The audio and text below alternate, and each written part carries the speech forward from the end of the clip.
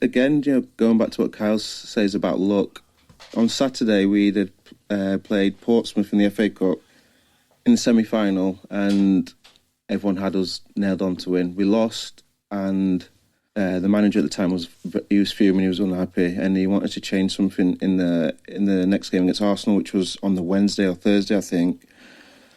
And he put me in at right wing, and again, had Spurs had won at the weekend, I would never have been given a chance. And but going back to that game, it was probably my best feeling that I've had. Iconic Premier League goal as well. Yeah, it's up there. Yeah, so, in that game as well. What did you think? Right, let's go. It's just dropping out. I'm going to go for it. Did you know straight away? Because it's like you hit it sweet, don't you?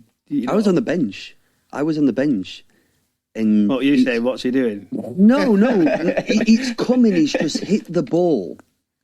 But I know the goal because you see it obviously in the Premier League, and it's just an iconic goal for the game that he was in, for Dan making his Premier League debut and stuff like that.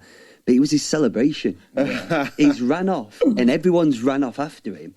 But Dave not noted that everyone's in our half then. Yeah. Do you get so Arsenal that everyone's in our half because Dan's just ran. Everyone's running after that. And then all of a sudden it was like Arsenal were kicking off. Quick, Do you get me? It was like, oh my gosh, like get off of that moment. Come back and defend now. But the goal was incredible. Yeah. Was incredible. Yeah, obviously when it goes in, the first thing that what comes to mind is I want to try and spot my dad in the crowd, and after them running back into their own half, I was absolutely knackered. It's sort of in you.